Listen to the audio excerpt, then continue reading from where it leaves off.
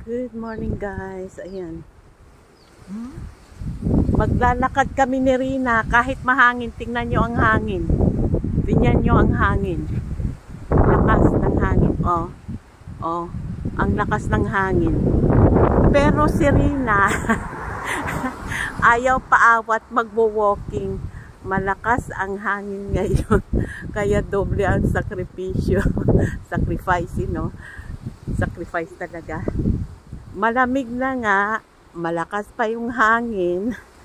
Tapos yung alaga ko, ayaw paawat, gusto mag-walking. Kaya, wala tayong magawa, trabaho eh.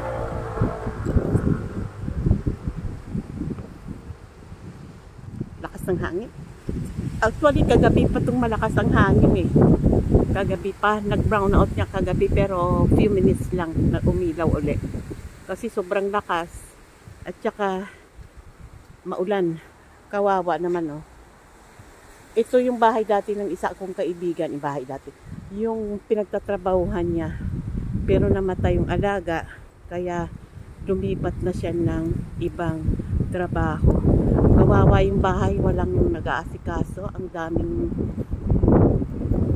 sayang. Ang laki pa naman ng bahay na yan. Ang laki ng lote.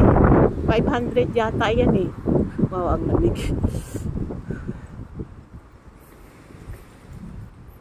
Serena kasi guys, hindi pa ito mapigil. Wow. Alam mo, nakatatlong patong na ako ng hoy, patumbahan na. Rina! Rina! Wow. Hoy, it's cold here. Cold.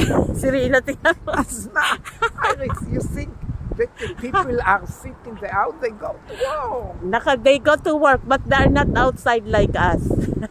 Well, they go. Shall go. Kinantahan ako. It's good in the morning, all the blood go here. Can, but it's the rawa kada. Lunura daw. Walang problema, no? Manunulunor. Nakatatlong patong ako ng damit. Uy, baboy. Dinig nyo guys, sobrang lakas ng hangin. Ano? Ang kinakatakot ko dito, yung mataas na ano, mataas na, yan o, yung mga kahoy. Mayroon pa naman kami sa tapat ng bahay, sa may gate ng bahay ni Rina. Mayroon doon na kahoy na parang baliko. Ipakita ko sa inyo. Yun ang kinakatakot ko pag mahangin. Sabi ko baka mabali. Kasi may nangyari na yan guys noon. Naglalakad siya sa daan. Tapos malakas ang hangin. Yung mataas na, yan yung mataas na yan. Nakahoy. Naputol yung ulo. Kasi malaki ang ulo nila eh.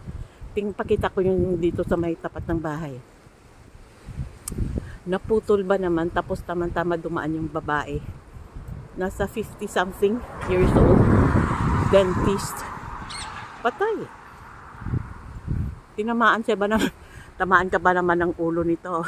Yan sa tapat yan ng bahay. Ang laki ng taas, di ba? Tapos yung baba niya maliit. Here it's not wind after. Because there is no wind now. There is wind, but tingnan nyo guys, oh, maliit. Tapos yung taas niya, ang laki. Rina, we come here. Yan ang kinakatakot ko pag dito kami nadaan, pag mahangin. Okay.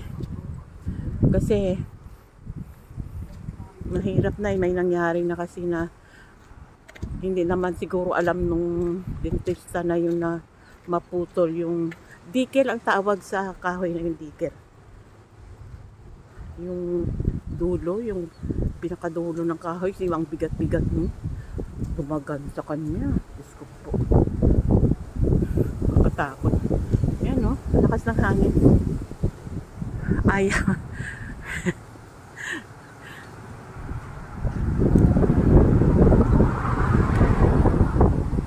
So yan guys, maglalakad muna kami. Tapos mamaya, hindi ko alam, may pupuntahan din kami mamaya. Wala kaming tigil nito, alam mo, Serena. Araw-araw, minsan 3 lugar ang mapupunta namin. Kaya yung vlog ko mabuti naman. May iko-content ako. Tapos pupunta kami sa patahian ng pantalon. Kasi yung mga nabili niyang pantalon sa Zara is mahahaba. So, paputulan niya daw. And then, pupunta na naman, naghayayaya na naman sa isang supermarket. Ewan ko. Bahala na kung saan kami makapunta mamaya. Ganyan kami. Uwi sa bahay, labas. Uwi, labas. Kung saan yung gusto niya. We'll go straight? What do you want? Okay, we'll go straight. Nagpo-walking din lang tayo. Ganun din namang paikot-ikot tayo. Malamig. Medyo kumalma yung hangin. Konti na lang. Kanina grabe, di ba? Ayan. Malamig.